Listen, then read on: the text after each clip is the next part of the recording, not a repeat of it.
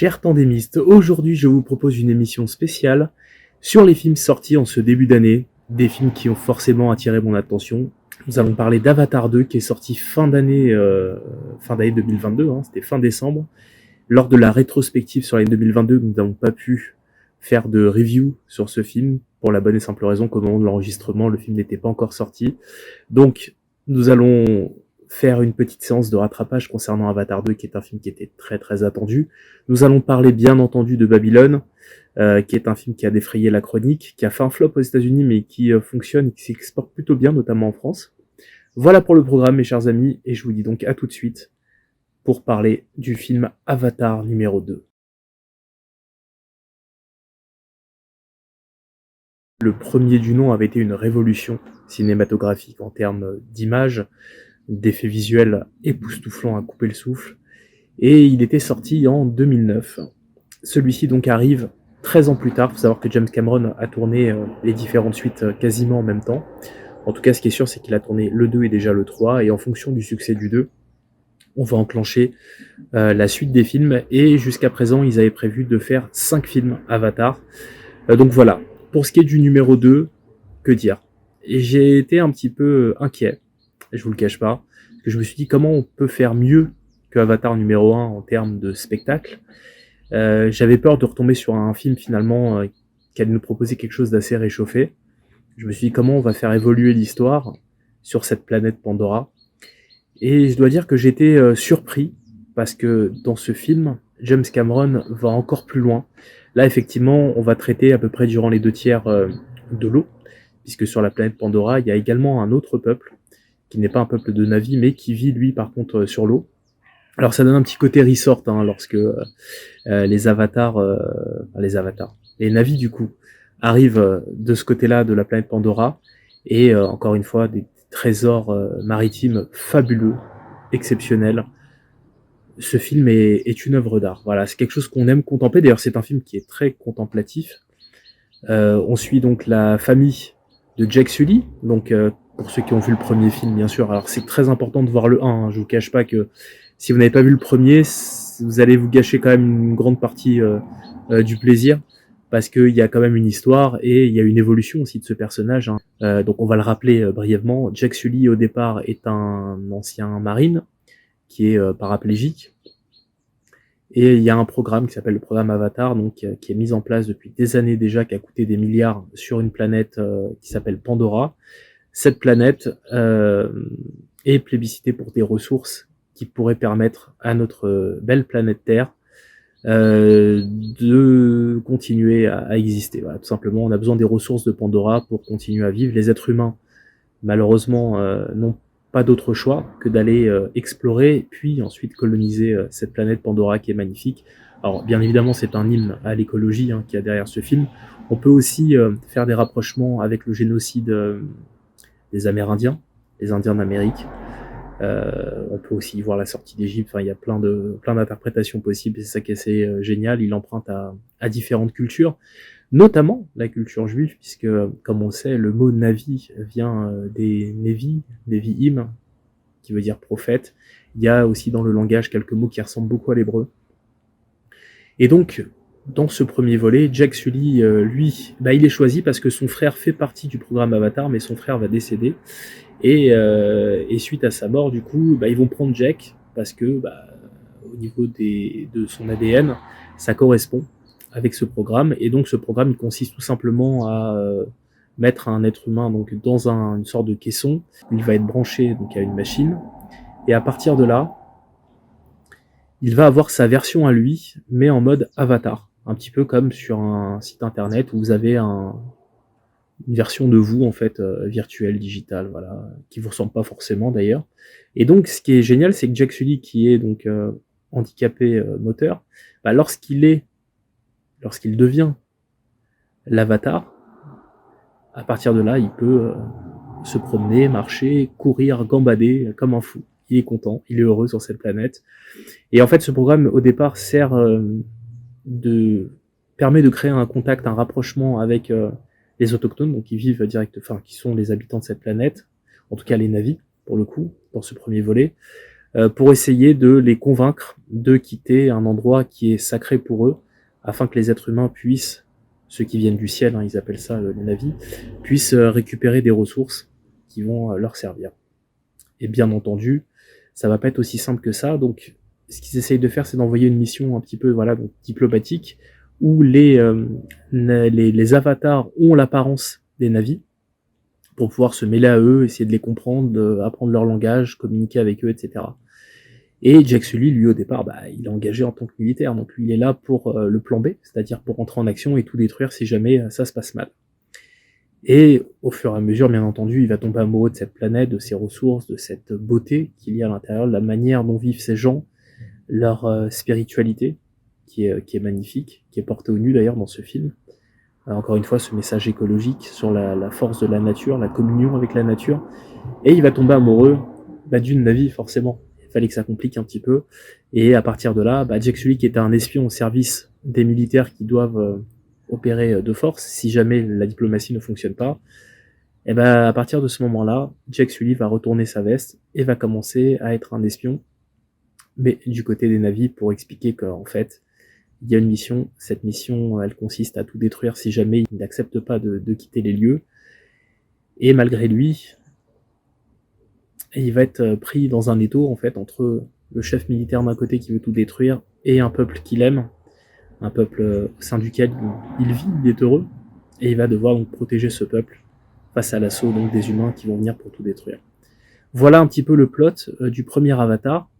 Dans Avatar 2, donc il est déjà établi, hein, il a quitté complètement son enveloppe corporelle, on a récupéré le corps, et il a fait une fusion en fait avec son avatar de sorte à devenir uniquement l'avatar. Donc il n'y a plus le corps de Jack Sully, c'est terminé, il devient un avatar, il fait partie du peuple, donc des navis.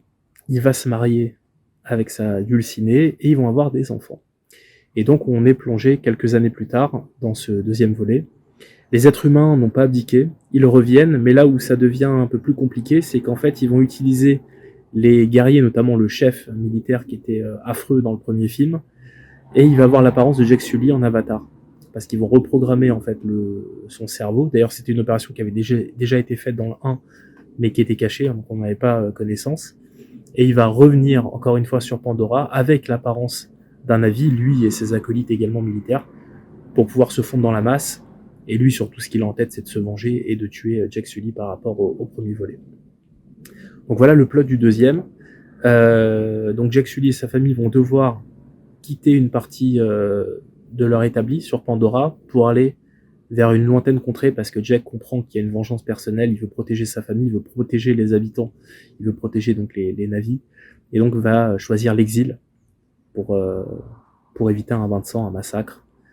Et malheureusement, on devine assez que le chef militaire très très méchant va réussir à retrouver sa trace en essayant de provoquer le peuple qui vit dans la mer, et ça va défourailler sévère. Alors bien sûr, sur les 3h18, il y a à peu près 2 heures de contemplation pure. Voilà, on part un petit peu en voyage sur cette planète Pandora, sur cette nouvelle contrée donc, et c'est quelque chose d'assez fabuleux, magnifique. Il y a une histoire très émouvante avec une sorte de baleine, d'une intelligence rare. On comprendra plus tard qu'en fait cette baleine est chassée par les êtres humains qui doivent récupérer une substance de son cerveau, et cette substance en fait permet tout simplement d'avoir une sorte de vie éternelle puisqu'elle empêche le vieillissement des cellules. Donc voilà pour les enjeux. Et il va y avoir une histoire d'amitié entre l'un des enfants de Jack et une baleine justement de ce type. Une très belle histoire qui m'a fait rappeler un petit peu Sauver Willy avec cet orque et cet enfant, ce lie d'amitié. Donc on est sur un film familial, un film qui contient quand même quelques scènes de violence, notamment une où il y a l'un des méchants qui conduit le bateau, qui va aller essayer de chasser la baleine, qui va se faire arracher un bras tranquille. C'est assez gore, ça n'a pas été censuré. Mais au-delà de ça, voilà, c'est un film qui est très familial, qui utilise des thématiques sur le sens de la famille, le sens du devoir, sur le courage, la vie en communauté, voilà, qui traite de tout un tas de problématiques qu'on rencontre tous, au moins une fois dans notre vie. Et c'est un film qui est assez prenant. Et encore une fois, James Cameron confirme que c'est peut-être le plus grand réalisateur avec Steven Spielberg. Ce qu'il arrive à faire, c'est d'une magie, d'une beauté absolue. Donc voilà, vous allez voir Avatar 2, en fait, vous allez voir un immense spectacle avec des enjeux intéressants. Le seul peut-être point faible de ce film, c'est peut-être son scénario justement, puisqu'en fait on reprend plus ou moins la trame du premier en allant un petit peu plus loin, en changeant un petit peu le décor, mais ça reste fondamentalement la même histoire. Voilà ce que je pouvais dire sur Avatar numéro 2, c'est un film qui bien entendu cartonne, qui est dans le top 3 des films les plus rentables du monde. Il y a ceux qui ont fait le plus de chiffre d'affaires, ça c'est certain. Et du coup, on attend la suite avec impatience. Nous allons conclure cette émission par un film qui a défrayé la chronique. C'est un film que j'ai vu très récemment. Ce film, c'est Babylone de Damien Chazelle. Ce film est assez intéressant. Il est très très difficile à pitcher et même de donner un avis d'ailleurs parce que il est tellement dense, ça part tellement dans tous les sens. C'est compliqué, ne serait-ce même que d'en faire un résumé. En fait, on suit la trajectoire de 3 personnages. Le personnage incarné par Brad Pitt, qui s'appelle Jack. Le personnage incarné par Margot Robbie, formidable elle aussi, qui est le personnage de Nelly. Et le personnage de Manny, incarné par Diego Calva, qui est formidable. Il est époustouflant, cet acteur, je ne le connaissais pas avant ce film. Et vraiment, d'ailleurs, c'est celui qui suscite le plus rapidement l'adhésion du téléspectateur, parce que quelque part, lui, il va être témoin de ce qui se passe, c'est d'une certaine manière lui qui raconte l'histoire. Il est question finalement d'une transition, puisque le film se déroule dans les années 20 et les années 30, aux États-Unis, notamment dans le monde du cinéma et Hollywood, où on va passer du cinéma muet au cinéma parlant. Brad Pitt, dans le film, est un acteur qui cartonne, c'est une star. À l'époque, les films sont en muet, donc c'est vrai que les comédiens qui sont choisis sont généralement choisis parce que physiquement, voilà, ils ont une certaine aura, un certain charisme, c'est le cas de Brad Pitt, on le sait, et donc dans ces films, c'est souvent des romances. C'est le jeune premier, c'est une sorte de Don Juan d'ailleurs dans le film, hein, donc il multiplie les conquêtes. C'est un personnage au demeurant très sympathique, mais qui est dans la folie, dans l'exhibition. Il est à moitié bourré sur les tournages, mais dès qu'il faut sortir la scène, il la sort. Donc on plonge vraiment dans les entrailles d'Hollywood. La scène d'introduction est totalement folle, elle dure je crois 20-25 minutes avant que le générique Babylone, en tout cas le titre du film, arrive sur les écrans. C'est une scène de dépravation totale, c'est une immense orgie. Donc voilà, on est dans quelque chose d'assez démentiel, de fou, qui est hyper bien filmé, il y a pas mal de plans séquences. Damien Chazelle est vraiment un virtuose avec sa caméra. On l'avait déjà vu dans les précédents films, La La Land ou encore Whiplash que j'ai adoré. Et dans ce film, on sent qu'il y a eu du budget, on sent qu'il y a eu beaucoup de moyens, beaucoup d'efforts aussi. Et de ce côté-là, ce qu'il arrive à faire est complètement dingue. Franchement, c'est une expérience totalement folle. Alors après, on aime ou on n'aime pas, hein, parce que c'est vrai que c'est assez quand même particulier, c'est assez vulgaire, c'est pas pour tout public. Mais le film est quand même intéressant, il y a un scénario, il y a une histoire. On suit donc ces 3 protagonistes dont je vous ai parlé, donc Brad Pitt, Margot Robbie et l'acteur donc mexicain qui incarne le rôle de Manny. Et donc cet acteur, au départ, lui, c'est une sorte de majordome, un homme à tout faire, en fait, hein, qui est là, qui va s'occuper des invités, qui va leur amener ce dont ils ont besoin. Donc, puis il va tomber sur cette actrice, qui est pas vraiment actrice d'ailleurs au départ, qui est le personnage de Nelly, donc de Margot Robbie, qui arrive comme ça, à moitié déjà défoncée. Et elle est pas sur la liste des invités, et puis elle va y aller au culot en disant qu'elle, c'est une star, et d'ailleurs elle invente un nom au passage qui sonne bien. Et lui, quand il la voit, il la trouve complètement exubérante, et en même temps, elle a ce truc complètement fou, elle prend la lumière, elle a un charisme dingue, et lui, en fait, il tombe tout de suite amoureux d'elle. Dès qu'il la voit, il tombe amoureux, et il se dit, cette nana, il faut qu'elle assiste à la soirée. Donc lorsqu'il entend qu'elle donne un nom bidon, lui, il entend ça, et il comprend, et il dit, ah mais oui, madame, bah oui, on vous attendait, effectivement, pour la soirée, bien sûr. Et donc, il désavoue le majordome qui est à l'entrée, l'espèce de videur, et donc elle rentre dans cette immense orgie, donc elle va lui demander de la cocaïne, donc elle va taper dedans en live direct. D'ailleurs, elle arrête pas de taper dans la coke, donc on est vraiment sur une caricature, mais qui a existé. C'est un personnage haut en couleur, qui, dans sa tête, sait qu'elle est une star. D'ailleurs, elle le dit, on ne devient pas une star, on l'est déjà, donc pour elle, il n'y a aucun doute sur le fait qu'elle va réussir à Hollywood. Et voilà, encore une fois, elle y va, elle bouscule, elle défonce les portes, elle y va à l'instinct, elle y va au culot, elle a honte de rien. Et elle a ce côté très naturel, qu'on retrouve d'ailleurs sur le personnage de Julia Roberts, qu'on aime beaucoup dans Pretty Woman d'ailleurs. Et Margot Robbie dans ce film est totalement habitée, elle est même envoûtée, j'ai envie de dire, parce que la scène où elle se met à danser de manière frénétique durant cette orgie, Cette scène est dingue. Elle est dans le lâcher-prise total. Donc Margot Robbie exceptionnelle, Brad Pitt fidèle à lui-même, hein, toujours ce côté un peu classe, élégant, limite un peu crooner dans ce film. Tu sens le grand acteur qui malheureusement va se retrouver sur le déclin à partir du moment où le cinéma va devenir parlant. Où là, il va passer du rang de star d'un acteur qui va susciter la moquerie. Lorsque le film sera projeté au cinéma, les gens vont rigoler en trouvant ça ridicule, en disant que la voix ne va pas du tout avec le reste. Et lui, comme il était habitué à jouer des rôles muets, le fait de parler, il y a d'autres problématiques. Cette problématique, on va la rencontrer d'ailleurs avec Margot Robbie, qui va jouer une scène parlante à un moment donné, dans un studio d'Hollywood. La scène est complètement dingue. Elle montre vraiment les ficelles du métier, mais dans ce qu'il y a de pire.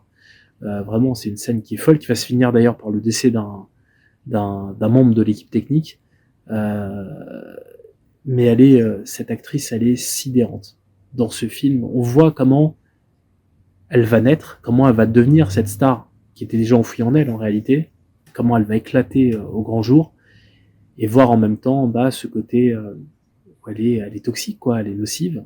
Et ce jeune Manny, donc, qui va tomber amoureux d'elle, qui va essayer de sauver sa carrière, qui va essayer de la prendre en main, qui va essayer de la faire tourner, parce que lui, en fait, il va grandir, il va gravir les échelons au fur et à mesure. Au début, c'est un homme à tout faire, et puis petit à petit, il va se lier d'amitié avec Brad Pitt, qui va finir la soirée complètement bourré, il sait même plus où il habite. C'est lui qui va le raccompagner chez lui, et puis il va y avoir une amitié entre les deux hommes assez rapide, assez instinctive d'ailleurs. Et à la suite de ça, Manny donc va être pris sur un tournage que Brad Pitt va lui dire écoute, viens sur le tournage avec moi, je te sens très capable, t'es pas idiot, t'es perspicace, t'es débrouillard, et moi un gars comme toi, ouais, j'en aurais besoin peut-être sur le plateau, donc vas-y, viens avec moi, t'as déjà assisté à un tournage. Je lui dis non. Lui, il voit ça un petit peu avec des étoiles dans les yeux, il voit ce monde complètement déjanté, complètement fou, mais lui, il est témoin de ça, mais il en fait pas partie. Et grâce à Brad Pitt, il va commencer à rentrer justement dans cet univers, donc le personnage de Jack, Brad Pitt, qui est la star du film. Et sur le plateau, à un moment donné, il va y avoir une contrainte technique terrible, et c'est lui qui va être obligé d'aller en ville pour chercher une caméra, parce que toutes les caméras ont éclaté, et il va faire un truc lui aussi assez culotté. Mais en faisant ce qu'il va faire, du coup, il va sauver le tournage, il va sauver une scène qui va être dantesque, complètement dingue, et magnifique aussi d'ailleurs.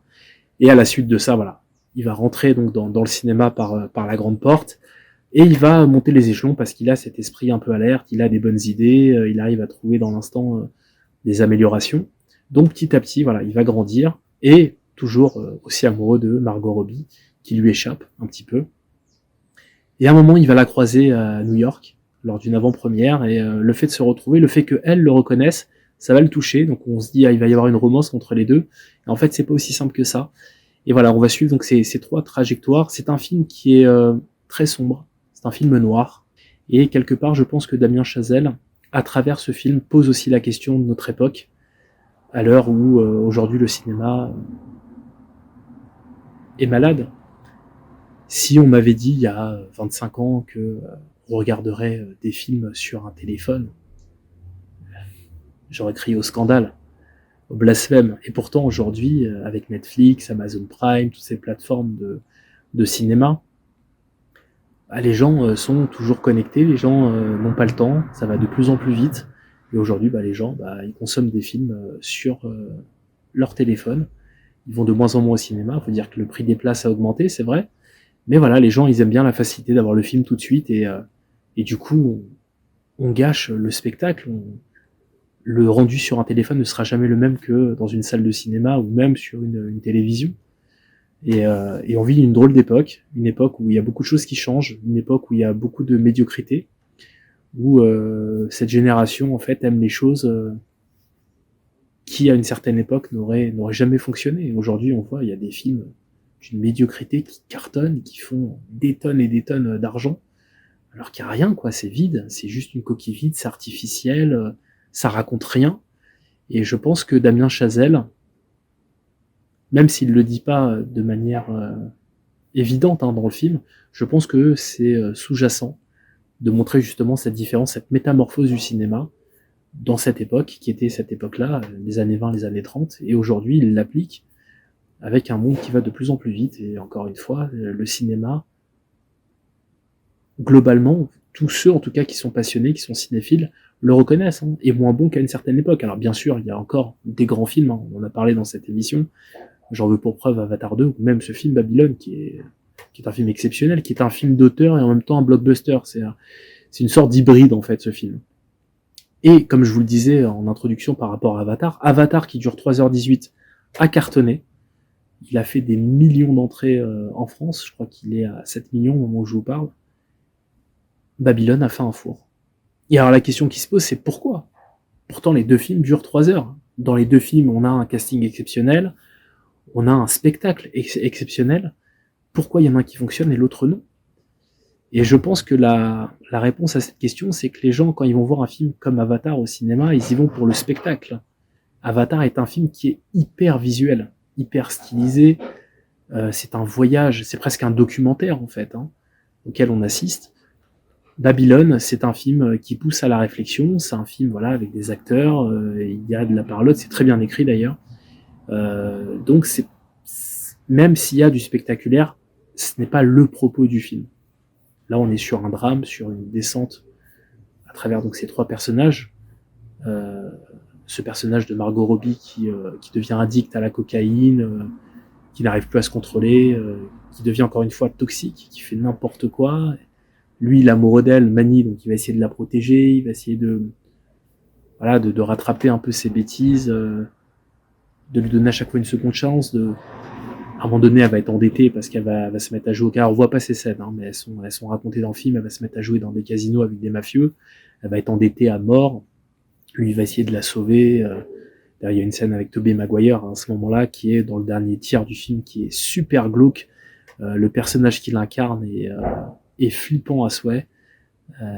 Voilà, donc c'est une palette haut en couleur. Encore une fois, le casting est vraiment exceptionnel. Il n'y a rien à dire là-dessus. Ça joue divinement bien. C'est viscéral. Voilà, ça prend aux tripes. C'est bien amené. Le personnage de Brad Pitt, c'est peut-être celui qui l'exprime le mieux.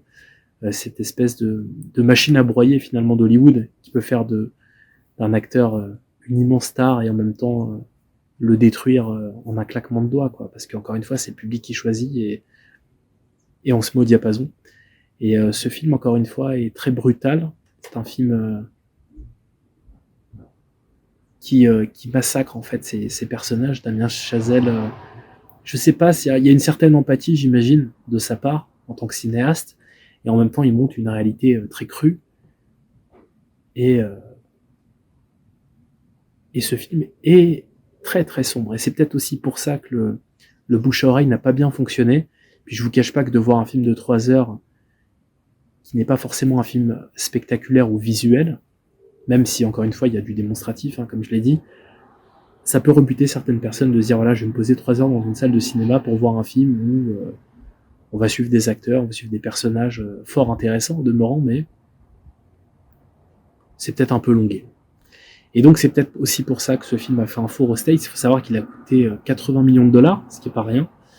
Et pour être rentable, je crois qu'il doit rapporter 200 à 250 millions de dollars. Parce que, comme vous le savez, ce n'est pas seulement le coût inhérent au film, il y a aussi le coût de la communication, du marketing, des campagnes publicitaires pour le promouvoir aux États-Unis, mais également à l'étranger. Donc voilà. C'est un drame, du coup, qui nous est présenté. C'est aussi un drame pour Damien Chazelle, parce que s'il n'arrive pas à rentabiliser ce film, peut-être qu'il n'aura pas des budgets aussi conséquents pour les prochains. Donc moi je vous encourage à vous faire votre propre idée à travers ce film. Pour ceux qui sont en France, il est encore dans les salles. Donc si vous avez le courage de braver plus de 3 heures, allez-y. Vous allez voir un film qui est également spectaculaire, qui repose sur un casting fabuleux, vraiment 3 étoiles. Le personnage incarné par Manny est bouleversant, criant de vérité. Et vous allez voir le générique de fin, quelque chose d'assez nostalgique, et qui montre aussi cette trajectoire du cinéma dont on parlait tout à l'heure, avec des images de films très récents, et on voit finalement d'où on est parti dans le cinéma, et jusqu'où aujourd'hui on arrive. Il y a même des images du film Avatar. Donc j'ai bien aimé ce clin d'œil dans le générique de fin. Et voilà, moi c'est un film qui m'a remué, qui m'a aussi bouleversé. Et j'ai pris vraiment beaucoup de plaisir à le voir, même si Le montage est épileptique, ça part dans tous les sens, c'est foutraque à souhait. Parfois les transitions sont un peu folles.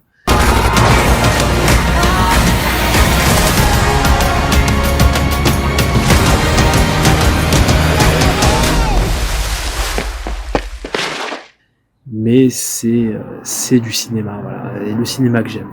Et c'est pour ça que je voulais vous en parler dans le cadre de cette émission, bien sûr. Voilà, donc j'espère que vous avez aimé cette émission, et je vous dis à très bientôt pour d'autres émissions de ce type où il sera question de reviews de films que j'ai vus au cinéma ou de sorties DVD peut-être. Voilà, je vous dis à très bientôt, chers pandémistes, et d'ici là, portez-vous bien, et surtout, continuez de voir des films à aller au cinéma.